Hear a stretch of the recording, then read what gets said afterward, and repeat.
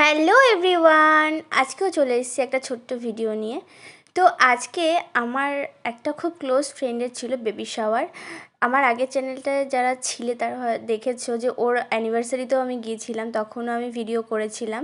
তো আজকে দেখতে দেখতে ওর বেবি শাওয়ার চলে এসছে, আর আমার এখানে ইনভিটেশন ছিল, আমার ছিল, নেহার ছিল, কারণ আমরা স্কুল লাইফ থেকে একসাথেই আছি।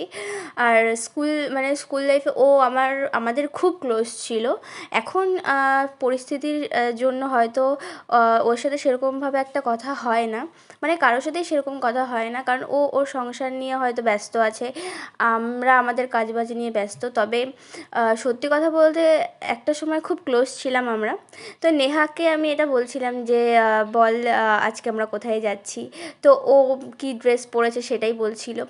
তারপর দেখো ফাইনালি কিন্তু চলে এসেছি। তোমরা ওকে অনেকে চেনো, আবার অনেকে চেনেও না, তাই বলে দিচ্ছি ওরই কিন্তু আজকে বেবি শাওয়ার ছিল।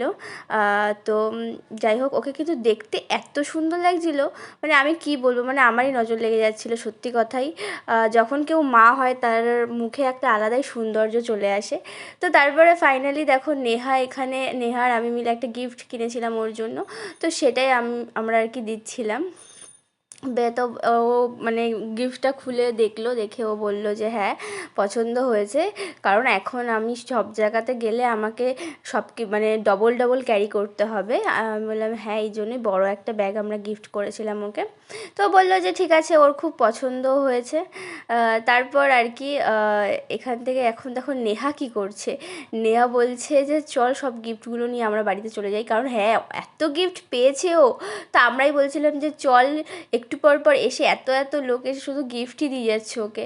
তা আমরা বললাম চল যে আমরা এগুলো সব নিয়ে বাড়ি চলে যাই। তো নেহা তো রীতিমতো আমার কথাটা সিরিয়াস ভেবে সত্যি কিন্তু নিয়ে চলে যাচ্ছিলো, দেখতেই পাচ্ছ। আবার ওর বরের থেকে কিন্তু পারমিশনে নিয়ে নিয়েছে যে দাদা আমি কিন্তু নিয়ে যাচ্ছি সব গিফট। তো তারপরে আমরা সবাই মিলে একটু গল্প করছিলাম, কারণ বিশ্বাস করো অনেক দিন পর দেখা, সেই লাস্ট হয়তো ওর অ্যানিভার্সারি বা বার্থডেতে আমি এসেছিলাম, তারপরে আবার এই আজকে ওর বেবি শাওয়ারে মানে একটা কোনো অনুষ্ঠান হলেই হয়তো দেখা হয়। তো তারপর ওদের বাড়িতে যে ডেকোরেশনগুলো করেছে সেটা কিন্তু খুব সুন্দর করেছে, আমার কিন্তু বেশ ভালো লেগেছে। এটা ছিল বাইরের ডিজাইনটা ছিল খুব সুন্দর করেছে, আমার তো বেশ ভালো লেগেছে। এরপর দেখো ওর জন্য একটা কেক নিয়ে আসা হয়েছিল, কেকটা কি সুন্দর দেখতে দেখো। তারপর এখানে আমরা সবাই মিলে একটু ডেকোরেশন করে দিচ্ছিলাম ফুল দিয়ে, ও নিজেও করেছে অবশ্য।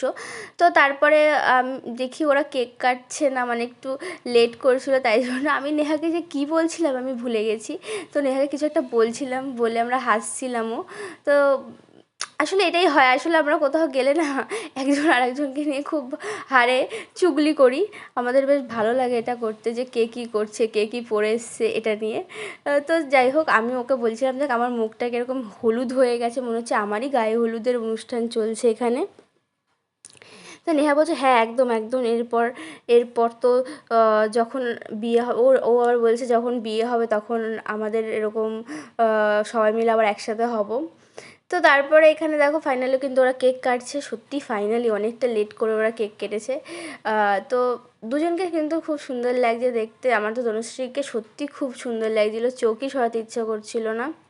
তো যাই হোক, ওদের আপকামিং যে আসবে ওদের লাইফে যেন সত্যি খুব ভালো হয়, সুস্থ সবলভাবে যেন পৃথিবীতে আসে এটাই চাই।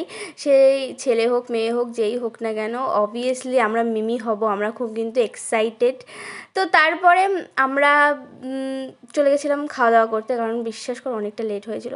তো চলো, খাবার দাবার কিন্তু বেশ টেস্টি ছিল, সব কিছু খাবার দাবার কমপ্লিট করলাম, আর এত তাড়াতাড়ি করে খাবার দিচ্ছিলো যে আমি এত আস্তে আস্তে খাই, আমার খাওয়া আর শেষই হচ্ছিল না। তো ফাইনালি খাওয়া দাওয়া কমপ্লিট করে ওর সাথে দেখা করতে চলে এসেছিলাম। তোমরা ওকে অনেক উইশ করো আর ভালোবাসা দিও, যাতে আপকামিং যে আসবে সে অনেক সুস্থ সবল হয়।